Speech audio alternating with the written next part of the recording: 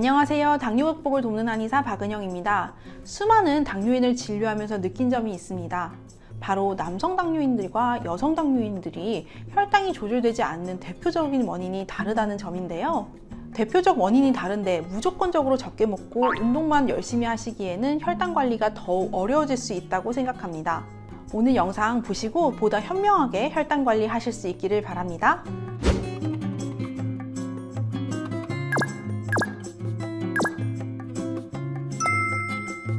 당뇨에 걸리면 가장 먼저 하는 것이 식습관 관리입니다. 혈당이 안정적으로 조절이 되려면 당연히 가장 먼저 규칙적인 식사와 적정량의 음식 섭취가 중요한데요. 그런데 이렇게 음식 조절을 함에도 혈당이 조절되지 않는 이유가 여성과 남성에 따라서 또 달라질 수 있는데요. 보통 남성분들은 여성분들에 비해 음주 횟수가 정말 많고 음주량도 많은 경향이 있습니다.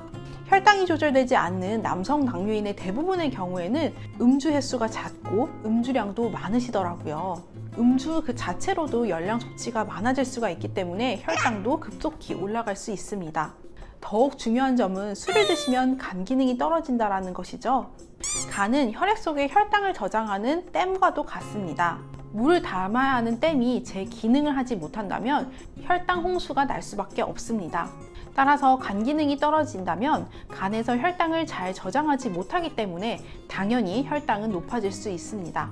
이 부분을 환자분들께 설명해 드리면 건강검진을 했는데 간 수치는 정상이에요 라고 하시면서 나는 간에 특별한 이상이 없습니다 라고 하시는데요. 중요한 점은 간 기능이 떨어져 있어도 아직 간 수치는 정상으로 나올 수 있다는 점입니다. 수치는 정상이지만 간의 기능이 점점 떨어지고 혈당 조절 능력 역시도 떨어지고 있는 것이죠. 따라서 혈당이 잘 잡히지 않는 남성분들은 혈당 조절의 근본이 되는 간 기능 개선을 위해 술을 끊거나 주 1회로 음주를 제한해 주세요. 그렇게 하면 간 기능이 개선이 되면서 더욱 당화혈색소가 떨어질 수 있습니다. 또한 남성분들은 간 기능 개선을 위해 12시 이전에 주무시려고 노력을 해주셔야 합니다. 주무시기 전에 발끝치기를 300에서 500번 정도 하시면 간 기능 개선에 더욱 도움이 됩니다. 반면 당화혈색소가 높은 여성분들의 경우 소화 기능이 안 좋은 경우가 참 많았습니다. 진료를 하다 보면 남성 당뇨인에 비해 여성 당뇨인들이 소화 기능이 약하다는 것을 자주 느끼게 되는데요. 소화 기능이 약해지면 조금만 먹어도 더부룩하거나 식후 피로감을 크게 느낄 수 있습니다. 또한 붓기나 변비와 같은 증상들도 더 많아질 수 있죠. 소화기 상태가 나빠지면 장내에 혈당을 올리는 유해한 미생물이 많아지게 되는데요. 따라서 같은 음식을 드셔도 같은 양을 드셔도 나쁜 미생물들의 작용에 의해 더욱 혈당은 올라가게 됩니다. 따라서 소화 기능이 약한 여성 당뇨인의 경우 음식 제한에 앞서 소화 기능을 개선하고 장내 미생물 상태를 개선하기 위한 특별한 식습관이 필요한데요. 바로 생야채와 발효 음식을 많이 드시는 것입니다. 적게 먹는 것이 아니라 장내에 유익한 미생물이 많아지도록 유익한 미생물이 먹이가 되는 생야채와 발효 음식을 많이 드시는 것인데요. 장내에 유익한 미생물들이 많아지면 더욱 혈당을 효과적으로 조절할 수 있는 몸 상태로 바뀌게 됩니다. 식사에 가장 먼저는 생야채와 발효 음식을 절반의 포만감이 들 때까지는 드셔보시고요. 그리고 그 이후에 밥과 국 등을 드셔주시기를 추천드립니다. 또한 식판을 사용하실 경우라면 가장 큰 공간의 아래 부분에는 생야채와 발효 음식을 담으시고요. 위에 반찬을 담는 공간에는 밥과 국, 고기와 그리고 우리가 직접 먹는 반찬을 담는다는 생각으로 각각의 섭취량을 거꾸로 하는 거꾸로 식사법을 추천드립니다.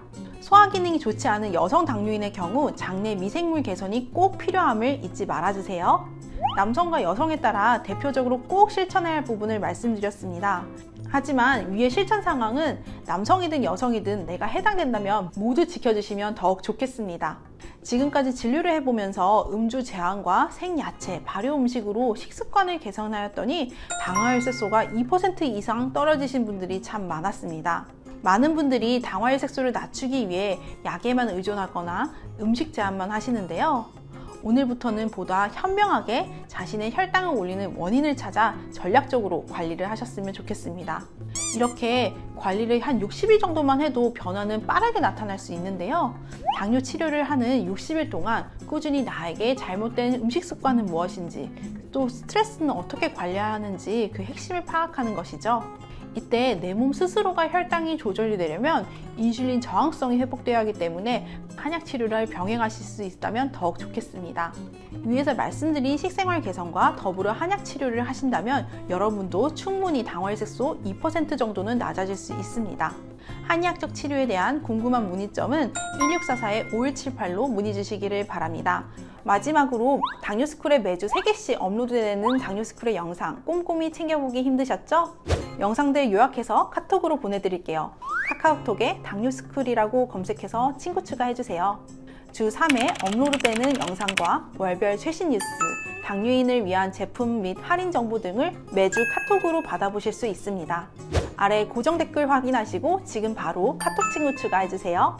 감사합니다.